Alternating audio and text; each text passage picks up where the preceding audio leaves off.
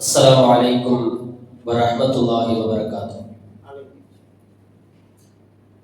الحمد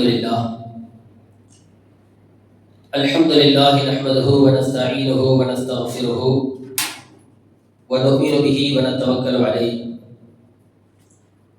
ونعوذ بالله من شرور أنفسنا ومن سيئات أعمالنا من يهده الله فلا مضل له ومن يضلله فلا هادي له ونشهد أن لا إله إلا الله وحده لا شريك له ونشهد أن سيدنا ومولانا محمدا عبده ورسوله أما بعد فقد قال الله تعالى في كلامه القديم والفرقان المجيد بعد أعوذ بالله من الشيطان الرجيم بفضل بسم الله الرحمن الرحيم قل اللهم مالك الملك تؤتي الملك من تشاء وتنزع الملك ممن تشاء وتعز من تشاء وتذل من تشاء بيدك الخير إنك على كل شيء قدير صدق الله مولانا العظيم. قال نبينا رسول الله صلى الله عليه وسلم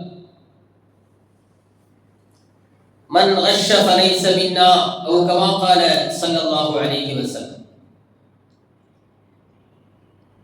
நிகரில்லா வாழ்வழித்து நெடுநிலத்தை காப்பதற்கு மறையளித்த இறைவனுக்கு மாண்பில்லா புகழடைத்து அவ்விறையோனின் சலாத் எனும் கருணையும் சலாம் எனும் ஈரேற்றமும் சத்திய தூதர் சரதாரி ஆழம் கண்மணி நாயகம் ரசூலை கரீம் ஸல்லல்லாஹு அலைஹி வஸல்லம் அன்னவர்களின் மீது அன்னவர்களை பின்பற்றி வாழ்ந்த சத்திய சஹாபாக்கள் தாபீன்கள் தபஅ தாபீன்கள் நல்லோர்கள் நாதாக்கள் சுஹதாக்கள் சித்தீகீன்கள் சாலிஹீன்கள் குறிப்பாக நம் அனைவர்களின் மீதும் என்றென்றும் உண்டாவதாக ஆமீன் யா ரப்பல் ஆலமீன். கண்ணியத்திற்குரிய முஃமினீன்களே, அல்லாஹ்வின் நல்லடியார்களே, அல்லாஹ் ஜல்ல ஷானஹு வ தஆலா நமக்கெல்லாம் ஈமானை இஸ்லாத்தை நசீபாக்கி கண்மணி முஹம்மது ரசூலுல்லாஹி ஸல்லல்லாஹு அலைஹி வஸல்லம் அன்னவர்களின் உம்மத்தினர்கள் என்கிற பெரும் பாக்கியத்தையும் அல்லாஹ் நமக்கு தந்திருக்கிறான். அல்ஹம்துலில்லாஹ். சங்கைக்குரியவர்களே, நாமெல்லாம் நமக்கு உரிமையான இந்த நாட்டு குடிமகன் என்பதற்கு ஆதாரமாக அடையாளமாக நாம் வாக்குரிமை பெற்றவர்களாக நாம் இருக்கிறோம். நமக்கு எதிரே தேர்தல் என்ற ஒன்று இருக்கிறது. இந்த தேர்தலில் நாம் என்ன செய்ய போகிறோம்? நாம் சாட்சி சொல்ல போகிறோம். இஸ்லாத்தின் அடிப்படையில் அது ஒரு சாட்சி. அதில் என்ன சாட்சி இருக்கிறது என்றால், நாமெல்லாம் அரசியல்வாதிகள் அல்ல. எல்லாருமே அரசியல்வாதிகளா? எல்லோரும் அரசியல்வாதிகள் அல்ல. ஆனால் ஆட்சி செய்யக்கூடிய அரசியல்வாதி யாராக இருக்க வேண்டும் என்று தேர்ந்தெடுக்கக்கூடிய மேலான அதிகாரம் பெற்றவர்களாக நம்மில் ஒவ்வொருவரும் இருக்கும். இப்ப நாம் என்ன செய்கிறோம்? என்னை ஆட்சி செய்யக்கூடியவர் அவர் யாராக இருக்க வேண்டும் என்பதற்காக நான் ஒருவரை தேர்ந்தெடுக்கிறேன், அவரை நான் பரிந்துரை செய்கிறேன், இவர் எனக்கு ஆட்சியாளராக வர வேண்டும் என்று. அதுதான் ஷஹாதத். இவரை நான் சாட்சி சொல்கிறேன். அதே போல சாட்சி சொல்லக்கூடியவர்கள் பொய் சாட்சி செய்யக்கூடாது. பொய்யானவர்களுக்கு என்ன செய்யக்கூடாது? சாட்சி சொல்லக்கூடாது. குறிப்பாக முஸ்லிம்கள் யாருமே அநியாயத்திற்கு துணை நிற்கக்கூடாது என்பது விதி. அதற்கெல்லாம் மேலாக முஸ்லிம்கள் என்று வந்துவிட்டால் மிகவும் கண்ணும் கருத்துமாக கவனமாக இருக்க வேண்டிய கட்டாயம் நம் எல்லோருக்கும் இருக்கிறது. இதில் நாம சர்வ சாதாரணமாக நாம் கடந்து போய்விடக் கூடாது. சாட்சி சொல்லக்கூடிய இடத்தில் அல்லாஹ் நம்மை அமைத்திருக்கிறார். இதை அல்லாஹு தஆலா நமக்கு நிரந்தரமாக இந்த நாட்டில் நாம் உயிரோடு வாழும் காலம் வரைக்கும் தர வேண்டும் என்கிற சிந்தனையோடு நாம் வாக்காளர்களாக வாக்களிக்க நாம் காத்திருக்கிறோம். இப்ப நாம் இந்த நேரத்தில் மிகவும் தெளிவாக 1008 கட்சிகள் இருக்கு. கட்சிகளுக்கு பஞ்சமில்லை. ஆனால் முஸ்லிம்கள் என்ன செய்ய வேண்டும்? எத்துணை கட்சிகள் இருந்தாலும் நேர்மையான கட்சி யாருன்னு பார்க்கணும். என்னடா இப்படி பேசுறோமே நீங்க யோசிக்க கூடாது. நபி ஸல்லல்லாஹு அலைஹி வஸல்லம் சொன்னார்கள், குலில் ஹக்க வலவ் கான முர்ரா. கசப்பாக இருந்தாலும் சத்தியத்தை சொல்லுங்கள். கசப்பாக இருக்கிறது என்று சொல்லி சத்தியத்தை நீங்கள் சொல்லாமல் இருக்காதீர்கள். சத்தியத்தை சொல்லுங்கள். கசப்பாகத்தான் இருக்கும், அதுக்காக நாம சத்தியத்தை விட முடியுமா? சத்தியம் என்றைக்கும் வெல்லத்தான் செய்யும். இன்றைக்கு நமக்கு இருக்கக்கூடிய கைசேதம் என்ன தெரியுமா? முஸ்லிம்கள் 1008 கட்சிகளாக இருக்கார். அது பெரிய கொடுமையிலும் கொடுமை. சங்கைக்குரியவர்களே, முஸ்லிம்கள் என்ற எந்த கலிமாவை நாம சொல்லியிருக்கிறோம்? லா இலாஹ இல்லல்லாஹ் முஹம்மதுர் ரசூலுல்லாஹ். முஸ்லிம்கள் என்றாலே நாம் எல்லோரும் இந்த கலிமாவை ஏற்றவர்களாக தான் இருக்க வேண்டும். கலிமாவில் கொஞ்சம் நாம ஏதாவது மாத்தினா கூட நாம முஸ்லிம்களாக இருக்க முடியாது. வணக்கத்திற்கு தகுதியானவன் ஒரே இறைவன் தான், அவனை தவிர வேறு இறைவனை வணங்கலாகாது, வணங்க மாட்டோம் என்கிற உறுதிப்பாடோடு ஒவ்வொரு முஸ்லிம்களும் இருக்கிறோம். அல்லாஹுவால் அனுப்பப்பட்ட இறுதி தூதர் முஹம்மது முஸ்தபா ஸல்லல்லாஹு அலைஹி வஸல்லம் அவர்களை அல்லாஹ்வுடைய திருத்தூதராக நாம் ஏற்றிருக்கிறோம் என்ற உறுதியோடு நாம் இருக்கிறோம். இந்த கலிமா நமக்கு எதை உணர்த்துகிறது தெரியுமா? இந்த கலிமா நமக்கு எதை உணர்த்துகிறது தெரியுமா? இனவாதம், நிறவாதம், சாதிவாதம், மதவாதம் என்று இருக்கக்கூடிய எல்லா வாதங்களையும் இந்த கலிமாவின் மூலமாக எல்லாமே தவிடுபொடி ஆயிடுச்சு. எல்லாமே சுக்குநூறா நொறுங்கிடுச்சு. நாட்டிலையும் சரி எங்கேயும் சரி முஸ்லிம்கள் என்று வந்து விட்டாலே அங்கே மொழிவாதம் இருக்கவே கூடாது, சாதிவாதம் இருக்கவே கூடாது, மதவாதம் இருக்கவே கூடாது, நிறவாதம் இருக்கவே கூடாது. இதையெல்லாம் களைந்துதான் ஒவ்வொருவரும் முஸ்லிம்களாக இருக்கிறோம். நம்முடைய எல்லா கடமைகளும் அப்படித்தானே. கலிமா என்று மட்டுமல்ல, தொழுகை எடுத்துக்கொண்டாலும் அப்படித்தான். பணக்காரன் ஏழை என்கிற வித்தியாசத்தோடு நாம் தொழுகையில் நிற்க மாட்டோம். முஸ்லிம்கள் அப்படி இருக்கக்கூடாது. அவர் பணக்காரர், அவர் பக்கத்துல நாம எப்படி நிற்கிறதுங்கிற சிந்தனை வெளியிட வேணா இருக்கலாமே தவிர்த்துட்டு பள்ளிக்குள்ள வந்தவன அந்த சிந்தனை ஓடி போயிருதா இல்லையா? பள்ளிக்குள் வந்தவுடன் எல்லாமே கலைந்து போய்விடுகிறது, எல்லாமே காணா போயிடுது. ஒரு சப்புல எல்லோருமே தான் நிற்கிறோம். பணக்காரர்கள், ஏழைகள், நிறத்தில் மாறுபட்டவர்கள், வேறு வேறு வெவ்வேறு நாடுகள், வெவ்வேறு கலாச்சாரம் அந்த நாடுகளுக்கு இருக்கும். ஆனா முஸ்லிம்கள் என்று வந்துவிட்டால் நாம எல்லாம் எப்படி நிக்கிறோம்? ஒரே சப்புல நிக்கிறோம். காபத்துல்லாஹ்ல போய் நிக்கிறோமே, இந்தியா நாட்டுக்காரங்களோட நிக்கிறோம். பக்கத்துல துபாயில உள்ளவங்க இருப்பாங்க, அமெரிக்கால உள்ளவங்க, எந்த நாட்டுல உள்ளவங்களும் இருப்பாங்க. இங்கே இஸ்லாம் எல்லா கடமைகளிலும் இதைதான் வெளிப்படுத்துகிறது. மனிதர்களுக்கு மத்தியில் வித்தியாசமே இல்லை. எல்லோரும் ஒரே ஆண் ஒரே பெண் வயிற்றிலிருந்து படைக்கப்பட்டவர்கள். இந்த உலகம் அந்த யதார்த்தத்தை சிலர்கள் உடனடியாக புரிந்து கொள்வார்கள், சிலர்கள் கால தாமதமின்றி புரிந்து கொள்வார்கள், சிலர்கள் புரிந்து கொள்ளாமலே போவார்கள். அது வேறு விஷயம். ஆனால் யதார்த்தம் என்பது இதுதான். உலகத்தில் மனித படைப்பு என்பதே ஒரு ஆண் ஒரு பெண்ணின் மூலமாக படைக்கப்பட்டதுதான். நாம் எல்லாம் ஒரே ஆண் ஒரே பெண்ணின் மூலமாகத்தான் இந்த பூமியில் படைக்கப்பட்டிருக்கிறோம் மனித படைப்பாக. நிறத்தில வித்தியாசம் இல்லை, ஒளியில வித்தியாசம் இல்லை. இஸ்லாம் நமக்கு கொடுத்த மிகப்பெரிய பொக்கிஷம். இந்த விஷயத்தை யாருமே செய்ய முடியாது. உலகத்துல எவ்வளவு பெரிய தலைவர்கள் ஆட்சி செஞ்சிருக்கிறார். நபி ஸல்லல்லாஹு அலைஹி வஸல்லம் அவர்களை போல ஒருவர் ஆட்சி செஞ்சிருக்கிறாங்க? நிச்சயமாக இல்லை. யாரையோ கொண்டு வந்து ஒற்றுமைப்படுத்தி சகோதரர்களாக மாற்றி காட்டியவர்கள் நபி ஸல்லல்லாஹு அலைஹி வஸல்லம் அவர்கள். நாட்டை ஒன்றுபடுத்த முடியுதா ஒரு தலைவரால? ஒரு தலைவரால நாட்டில் ஒரு ஊர் ஒன்றுபடுதா? ஒரு ஊர் தலைவர் என்றால் ஊரை ஒன்றுபடுத்த முடியல.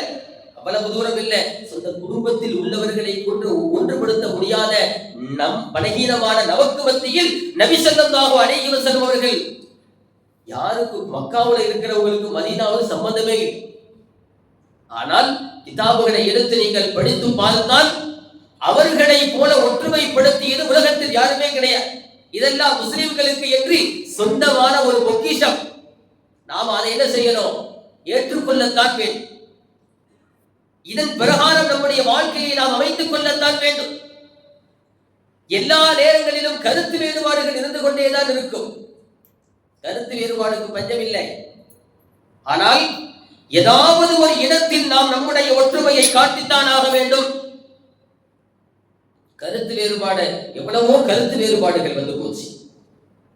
அதெல்லாம் ஒரு பக்கம் இருக்கட்டும். கருத்து வேறுபாடுகளை இன்றைக்கு களையக்கூடிய சூழ்நிலையில் நாம் இல்லை.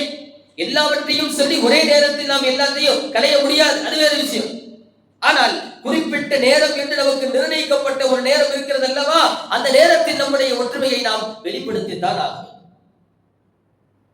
தேர்தல் நேரங்களில் எத்தனையோ தேர்தல் பரப்புரைகளில் நாம் பார்க்கிறோம். எத்தனையோ வாக்குறுதிகள் தரப்படுவதை நாம் பார்க்கிறோம். நபி ஸல்லல்லாஹு அலைஹி வஸல்லம் சொன்னார்கள், மன் கஷ்ஷ ஃபலைஸ மின்னா, ஏமாற்றுபவன் நம்மை சார்ந்தவன் அல்ல. செய்வோம் என்று சொன்னால் செய்ய வேண்டும், செய்வோம் என்றால் செய்ய வேண்டும். சொல்லிட்டு மக்களை ஏமாத்திடக்கூடாது. இந்த தலைவருக்கான அசல் அல்ல. ஒரு தலைவர் அப்படி இருக்கக்கூடாது என்று மார்க்கம் நமக்கு சொல்லித் தருகிறது. அவர் நல்லவர் அல்ல, சொல்லிட்டு ஏமாத்துறவர் நல்ல மனிதர் அல்ல. வாக்கு கொடுத்தால் நிறைவேற்றுவார். அல் கரீமோ இதா வஅத வஃபா, சங்கையான மனிதர் யார் தெரியுமா? வாக்கு கொடுத்தால் அவர் நிறைவேற்றி காட்டுவார். சொல்ல மீற மாட்டார். அவர் சொல்றதை செய்யாம இருந்து காட்ட மாட்டார், சொல்வதை செய்து காட்டுவார். அவர் தான் சங்கையான மனிதர். நாம் அதை பார்க்க முடியவில்லை. ஒரு தலைவர் ஒரு சூழ்நிலை வருகிற போது அதை சரியான முறையில கையாளக்கூடியவராக இருக்க வேண்டும். இது காலத்துல ஒரு காலம் வரும், தியாமத்தனுடைய நெருக்கத்தில், அந்த நாள்ல அந்த காலத்துல தகுதியற்றவர்களிடம் ஆட்சி அதிகாரம் ஒப்படைக்கப்படும் என்று சொல்லப்பட்டிருக்கிறது. நாம் அவ்வளவு தூரம் நாம யோசிக்காம நமக்கு எதிரே இருக்கக்கூடிய சூழ்நிலை என்ன? நாம் எல்லாம் முஸ்லிம்கள், நாம் எல்லாம் கலிமா சொன்ன முஸ்லிம்கள். கலிமா சொன்ன முஸ்லிம்கள் எந்த அடிப்படையில் கலிமாவை விழுந்திருக்கிறோம், அதை எந்த நேரத்தில் எப்படி வெளிப்படுத்த வேண்டும் என்று மார்க்கம் பலமுறை வழிகாட்டியிருக்கிறது. மார்க்கம் மிக தெளிவாக வழிகாட்டியிருக்கிறது. எந்த நேரத்தில் என்ன செய்யணும், யாருக்கு என்ன செய்யணும், காலம் எப்படிப்பட்டது, சூழல் எப்படிப்பட்டது, தக்க சூழ்நிலையை பார்த்து நாம் என்ன செய்யணும்? நாம் புத்திசாலித்தனமாக நடந்து கொள்ள வேண்டும். இது முஸ்லிம்களுக்கான விஷயம். நாம் வாக்களிக்கிற போது ஒன்றுபட்டு வாக்களிக்க வேண்டும். கருத்து வேறுபாடுகளை கலைத்து முஸ்லிம்களுக்கு நீதமான ஆட்சி யாரால செய்ய முடியும் அப்படின்னு நாம யோசிக்கிறோம். இந்த நேரத்துல அவன் இவ்வளவு வேலை பார்த்திருக்கிறான், இவன் சரியில்லை அவ சரியில்லைன்னு சொல்றது அர்த்தமற்ற பேச்சு. மற்ற நேரத்துல பேசலாம், மற்ற நேரத்துல இந்த கருத்துக்களை நாம தாராளமாக பேசலாம், அதுல மாற்றமே கிடையாது. அவ சரியில்லை இவ சரி சொல்லிட்டு போக உங்களுக்கு உரிமை இருக்கு, சொல்லுங்க. ஆனா இந்த நேரத்தில் அவன் சரியில்லை இவன் சரியில்லை என்று சொல்லுகிற வார்த்தையை மாற்றி இந்த நேரத்தில் முஸ்லிம்கள் யாருக்கு வாக்களித்தால் முஸ்லிம்களுக்கான வெற்றி கிடைக்கும் என்பதை நாம் புரிந்து தெரிந்து செயல்பட வேண்டிய கட்டாயம் முஸ்லிம்களுக்கு இருக்கிறது. இதான் சாட்சி, ஷஹாதத்து சொல்றோம். பொய் சாட்சி சொல்லக்கூடாது, பொய் சாட்சி சொல்லக்கூடாது. நமக்கான தலைவர் அவர் எந்த சூழ்நிலையில உள்ளவர் வேண்டாலும் இருக்கலாம், அது வேறு விஷயம். ஆனால் நாம் தேர்ந்தெடுக்கக்கூடிய நாம் சரியான முறையில நேர்மையாக தேர்ந்தெடுக்க வேண்டும். அல்லாஹ் நபி ஸல்லல்லாஹு அலைஹி வஸல்லம் சொல்றோம், குலில்லாஹும்ம மாலிகல் முல்கி துஹ்தில் முல்க மன் தஷா. யா அல்லாஹ், எல்லா அதிகாரமும் ஆட்சியும் உனக்கே சொந்தம். துஹ்தில் முல்க மன் தஷா, நாடியவருக்கு நீ ஆட்சியை கொடுக்கிறாய். வ தன்ஸிஉல் முல்க மிம்மன் தஷா, நாடியவருக்கு ஆட்சியில் இருந்து அல்லாஹ் கலட்டி விடுகிறார். சில பேருக்கு அல்லாஹ் ஆட்சியை கொடுத்து கண்ணியத்தை கொடுக்கிறார். அல்லாஹ் நாடியவருக்கு கேவலத்தை கொடுக்கிறான் ஆட்சியை கொடுத்து. எல்லாமே அல்லாஹ்வுடைய கையில் இருக்கிறது. எல்லாவற்றின் மீதும் சக்தி பெற்றவனாக அல்லாஹ் இருக்கிறான் என்று அல்லாஹ் குர்ஆனிலே சொல்லி காட்டுகிறார். தேர்தல் இது போன்ற நேரங்களில் நாம் அதிகமாக செய்யக்கூடிய துஆக்கள் இருக்கிறது. அல்லாஹும்ம லா துஸல்லித் அலைனா பிதுனூபினா, யா அல்லாஹ் நாங்கள் செய்த பாவங்களின் காரணமாக மல்லா யஹாபுக ஃபீனா வலா யர்ஹம்னா, எங்கள் மீது இரக்கம் காட்டாத, மல்லா யஹாபுக ஃபீனா எங்களுடைய விஷயத்தில் உன்னை பயப்படாத ஒரு ஆட்சியாளரை எங்கள் மீது நீ சாட்டி விடாதே என்று நபி ஸல்லல்லாஹு அலைஹி வஸல்லம் துஆ செய்ய கற்றுத் தந்தார்கள். நாம அதிகமாக இந்த துஆவை செய்ய வேண்டும். தேர்தல் நெருங்கி இருக்கக்கூடிய நேரத்துல இன்னும் சில நேரங்கள் நாம கடத்தருவுகள் போகக்கூடிய சூழ்நிலைகள் இருக்கும். இது மாதிரி சம்பந்தமான பேச்சுக்கள் நாம பேசாம தவிர்த்திருக்கோம். தேர்தல் சார்ந்த விஷயங்கள் நாம் என்ன செய்யக்கூடாது, கடை வீதிகள்ல ஏதாவது நாம கருத்துக்களை பதிவு செய்யணும். இந்த நேரத்துல நாம எந்த பதிவுகளும் செய்யக்கூடாது. நாம பதிவு செய்ய வேண்டிய நேரம் நெருங்கிடுச்சு. நாம அந்த இடத்துல போய் நம்முடைய பதிவுகளை நாம செய்ய, நமக்கான ஒரு பதிவு இருக்கா இல்லையா, அந்த பதிவை நாம் சிறப்பாக செய்து விட வேண்டும். இந்த நேரத்தில் நாம புரிஞ்சுக்கணும். எல்லாவற்றுக்கும் மேலாக நாம் இந்த நேரத்தில் ஒற்றுமையை காட்ட வேண்டும். அல்லாஹ் சொல்கிறார், யா அய்யுஹல்லதீன ஆமனூ, ஈமான் கொண்ட விசுவாசிகளே, அத்தீஉல்லாஹ வ அத்தீஉர் ரசூல், அல்லாஹ்வுக்கும் ரசூலுக்கும் நீங்கள் கட்டுப்பட்டு நடந்து கொள்ளுங்கள். வலா தனாஸஉ, நீங்கள் என்ன செய்யாதீர்கள், தர்க்கத்தில் பிரிந்து விடாதீர்கள், நீங்கள் தர்க்கம் செய்து கொள்ளாதீர்கள். வலா தனாஸஉ, உங்களுக்குள்ள கருத்து வேறுபாடுகள் வேண்டாம், அதை நீங்கள் செய்யாதீர்கள். தஃப்ஷலு, நீங்கள் பலமில்லாதவர்களாக போய்விடுவீர்கள். ததுகபரீஹுக்கும், உங்களுடைய வாசனையே போய்டும் அர்த்தம். ததுகபரீஹுக்கும், வாசனையே என்ன செஞ்சிடும், முஸ்லிம் தான் அப்படிங்கிறதே போயிடும், முஸ்லிமே இல்லைங்கிற மாதிரி போயிடும். இப்ப நாம் நமக்கு மத்தியில உள்ளம் ரீதியாக சில கருத்துக்கள் முன்ன பின்ன இருந்தாலும் அதையெல்லாம் தாண்டி எதிர்கொள்ள வேண்டியதுதான் தேர்தல்.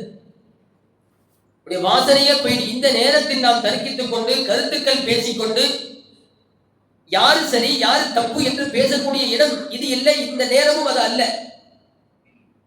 நாம அந்த விஷயத்துல நாம் என்ன செய்யணும், ரொம்ப கவனமா இருக்கும். நீங்கள் பொறுமையாக இருங்கள், அல்லாஹ் பொறுமையாளர்களோடு இருக்கிறார். இந்த தேர்தல் நேரத்துல எல்லாருமே என்ன கேட்பாங்க, வந்து நம்ம கிட்ட இது கேட்பாங்க, நமக்கு ஓட்டு போட சொல்லி கேட்பாங்க. பார்க்க முடியாத ஆட்சியாளர்களை நாம தேர்தல் நேரத்துல தான் பார்க்கவே முடியும். மூளை முடுக்குகள் சந்து பொந்துகளில் எல்லாம் யாரை பார்க்கல, நாம ஆட்சியாளர்களை பார்க்கலாம். இது பொதுவாக இது நடைமுறையாகி போச்சு. மற்ற நேரங்களில் நாம பார்க்க முடியாது, இந்த நேரத்துல நாம பார்க்கலாம். அதே போல அது மாதிரி வருகிற நேரங்களில் நாம என்ன செய்யணும், கொஞ்சம் கண்ணியமா நடந்துக்கணும். யாரா இருந்தாலும் சரி நாம கண்ணியமாக நாம நடந்து கொள்ள வேண்டும்.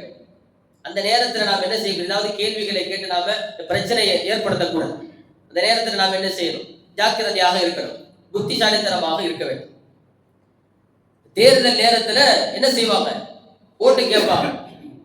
தேர்தல் என்றாலே ஓட்டு கேட்கறது எதெல்லாம் ஓட்டு கேட்கும், ஒரு உதாரணம் சொல்லுவான். விளக்கமறு வந்து ஓட்டு கேட்கும், கத்திரிக்கோள் வந்து ஓட்டு கேட்கும், கோடாரி வந்து ஓட்டு கேட்கும். அப்படி நடக்குது. விளக்கமறு வந்து ஓட்டு கேட்குது, கத்திரிக்கோள் வந்து ஓட்டு கேட்குது, கோடாரி வந்து ஓட்டு கேட்குது. என்ன சொல்லி கேட்கும், கத்திரிக்கோள் என்ன செய்யும், காட்டுல தேர்தல் நடந்துச்சான், காட்டுல பெரிய தேர்தல், அந்த காட்டுல 2 வருஷத்துக்கு ஒரு தேர்தல் நடக்குது. அப்ப வந்து அந்த காட்டுல உள்ள விலங்குகள்கிட்ட, காட்டில் உள்ள மரங்கள்கிட்ட, செடிகள்கிட்ட வந்து விளக்கமறு ஓட்டு கேட்குது, கத்திரிக்கோள் ஓட்டு கேட்குது, கோடாரி ஓட்டு கேட்குது.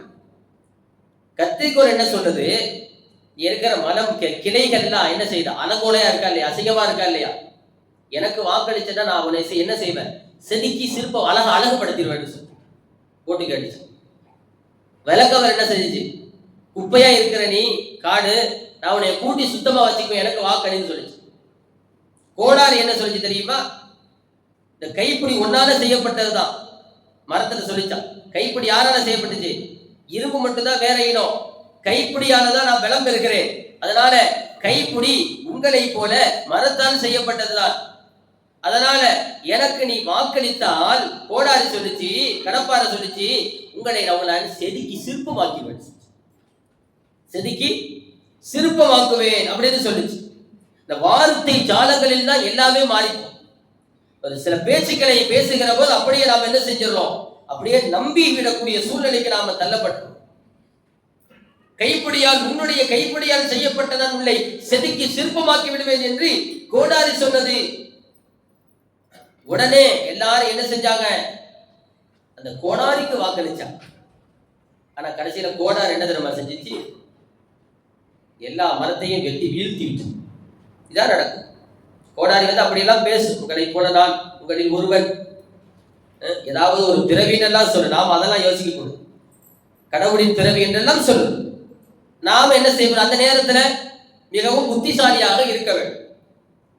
எல்லாவற்றையும் செதுக்கி காடு இல்லாம ஆக்கிடும். இன்னும் கூட சொல்லியதா, வார்த்தை ஜாலங்களுக்காக காட்டுல நீங்க அனாதையா இருக்கிறீங்க. காட்டுல நீங்க அனாதையா இருக்கிறீங்க.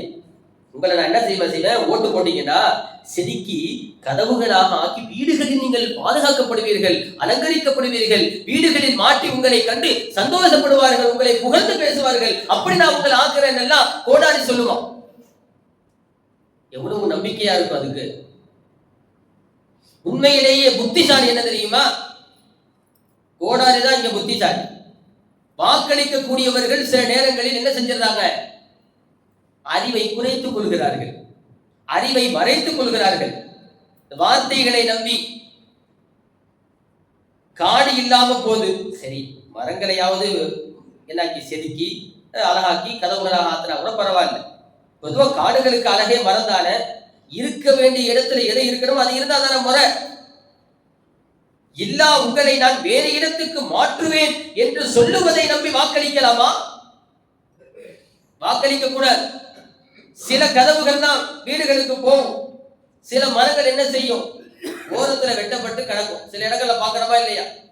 அது கரையாம்புத்து தான் ஆகும் கடைசியா. அது எதுக்குமே உதவாம கூட போயிடும் சமயத்துல. அப்படிப்பட்ட சூழ்நிலைக்கு கூட நாம் என்ன செய்வோம்? தள்ளப்பட வாய்ப்பு இருக்கிறது. காடு அழித்து என்ன செய்யும்? காடை அழித்து விட்டால் அங்க இருக்கக்கூடிய விலங்குகள்லாம் எங்க வாழும்? விலங்குகள் இருக்கா இல்லையா? காட்டுக்குள்ள விலங்குகள் இருக்கு, மரம், செடிகள், பூச்சிகள், புட்டுகள், பறவைகள், எத்தனை இனங்கள் காடுக்குள்ள வாழுது. அவைகள் எல்லாம் என்ன செய்யும்? நம்ம வீட்டுக்கு வரும். நம்ம இனம் வீட்டுக்கு போச்சுன்னு சிங்கம் புலியெல்லாம் நம்ம வீட்டுக்கு வந்து வாழ முடியும்? காடுகள், காடுகளுக்கு அழகு அந்த மரங்கள் தான்.